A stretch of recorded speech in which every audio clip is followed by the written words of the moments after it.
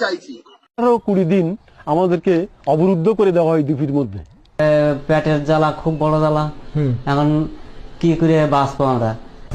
ঘাস খেয়েছে মানুষে, শুনেছেন কোনোদিন জীবনে মানুষে ঘাস খায়? ঘাস খেয়েছে। নারকেলের মাটি আমরা তুলে তুলে খাতাম। আর ওখানকার একটা যদু ফলন বলে একটা শাক আছে, ওই শাক সেদ্ধ করে আমরা খাতাম। পানীয় জল যা খেয়ে মানুষ বাঁচে, সেই জলটুকু জ্যোতিবাবু আমাদের দেয়নি। ছেলেটারে এমনকি 18 দিন যখন নৌকা পারাপার বন্ধ ছিল, তখন আমি বিসি কলা সেদ্ধ করে লোনা জল দিয়ে সেদ্ধ করে তারপরে খাওয়াইছি বিসি কলা। আমার দুটো বাচ্চা মারা গেছে ওইখানে। কত বছর বয়স ছিল? কত বছর বয়স হলো এরকম 6 বছর তো করে হবে। একজনের বয়স 6 বছর আর একজনের বয়স 3 বছর তো হবে। কিভাবে মারা গেল? না খাইয়ে চিকিৎসা করতে পারলাম না, কি করবো, পয়সা করি নেই কিছু না, দুজন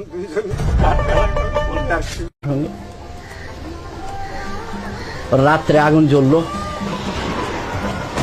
সারা সুন্দরবনের যে সমস্ত এলাকায় ছিল, দাউ দাউ করে আগুন জ্বললো, চিৎকার চেঁচামেচি কান্না।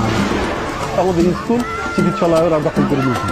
আনুমানিক রাত 2-3 হবে, ভয়ঙ্কর চিৎকার চেঁচামেচি হচ্ছে।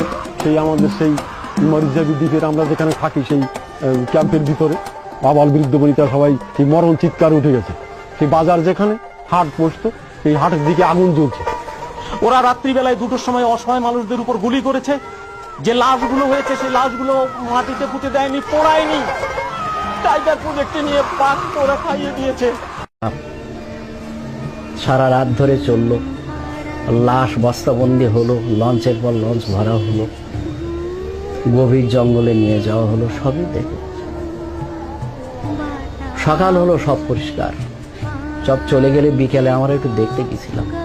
7-8টা শিশু দেখেছিলাম দাদা, হাত পোড়া হয়ে সব ঘরের ভিতরে মরে পড়ে আছে।